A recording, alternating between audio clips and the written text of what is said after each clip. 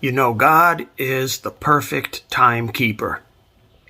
The Exodus, which was the beginning of a wandering time for the Israelites, began on time. According to the book of Numbers 33 and verse 3, the Exodus happened on the 15th day of the first month of the Jewish calendar, right after Passover.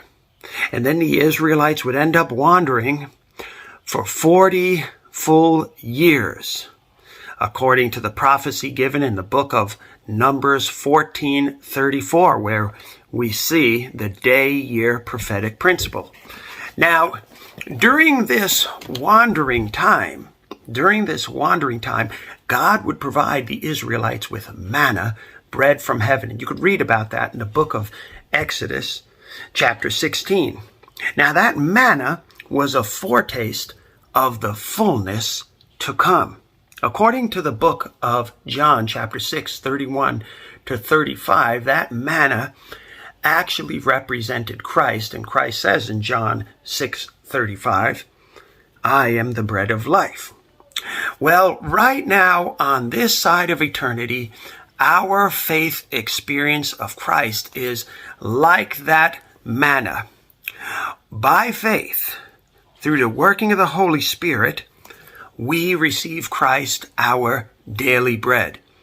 Our faith experience on this side of eternity is a foretaste of the fullness to come. According to the book of Hebrews chapter 11 and verse 1, faith is the substance of things hoped for, the evidence of things not seen. According to 2 Corinthians 5:7, we walk by faith and not by sight. According to 1 Corinthians 2 and verse 9, it tells us there, eye has not seen, nor has ear heard, nor has entered into the heart of man the things that God has prepared for those who love him.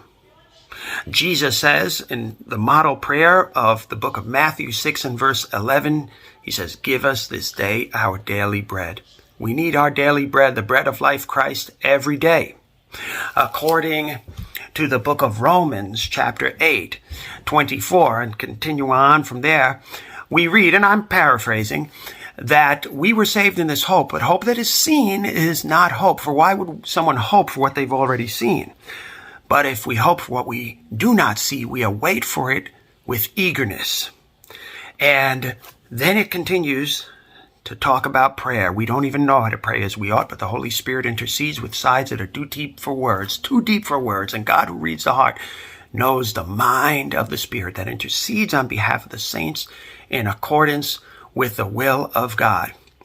Well, once those Israelites passed through the blood of the Passover lamb, because according to Exodus chapter 12 and verse 7, the blood had to be applied on the lintel and on the doorpost, and they passed through it, and then they experienced the wandering. And so it is, once we accept Christ and we pass through the blood of the lamb, so to speak, we realize that we are wanderers and sojourners on this earth, kind of like what it says in the book of Hebrews chapter 11 and verse 13.